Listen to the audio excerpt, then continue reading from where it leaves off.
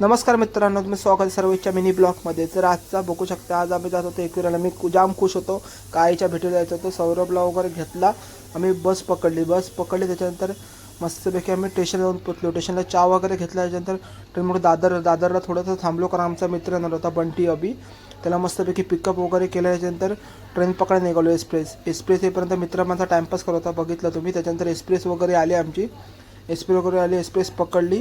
आईचे एकवीची भेट सर्वांनाच लागली होती, आईच्या भेटीची दर्शनाची ओढ. नंतर रिक्षा वगैरे पकडली. त्याच्यानंतर पायथा मंदिराजवळ पोचलो. त्याच्यानंतर नाश्ता वगैरे केला. याच्यानंतर आम्ही रूमला गेलो. रूमला वगैरे चेंज वगैरे केलं. नंतर आईचं दर्शन घेतलं. नंतर आईचा डोंगर चढायला सुरुवात केली. बोला जय एकविरा माते.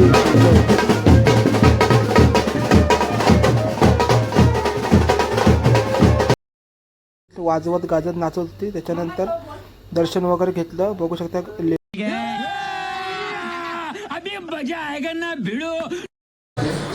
या ठिकाणी बघता भाकरी आल्यात 25 नंबर. हंडी, बंटी शेट, बुर्जी आले.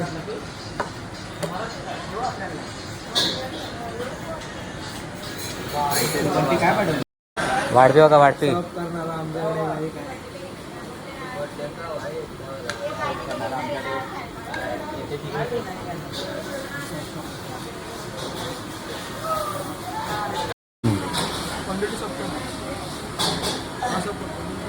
बरोबर लेवलमध्ये उभे राहिले तर मस्त आम्ही जेवण वगैरे केलं. भाकऱ्यावर ताव मारला. त्याच्यानंतर खाली आलो. तर आईचा प्रसाद वगैरे घेतला. घरी द्यायला चिक्की वगैरे घेतल्या लोणावल्याचे फेमस. नंतर आम्ही प्रसाद घेऊन बघू शकता घरी जायला निघालो. सनसेट एक नंबर दिसत होता मित्रांनो.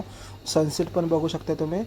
सनसेटचा आनंद घ्या मित्रांनो, कारण का लोणावळा म्हणजे एक ओढच आहे. त्याच्या आईची भेट म्हणजे जणू स्वर्गसुखच. नंतर आम्ही दादर आलो.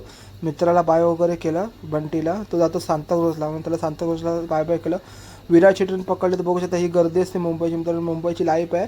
त्यानंतर गर्दीतून आम्ही चढलो कसं ट्रेनमध्ये चढून मस्त वगैरे चढलो. गप्पा गोष्टी करत होतो. आजचा दिवस पण मस्त गेला. त्याच्यानंतर ट्रेन वगैरे पकडली. आम्ही घरी गेलो. Thank you so much guys.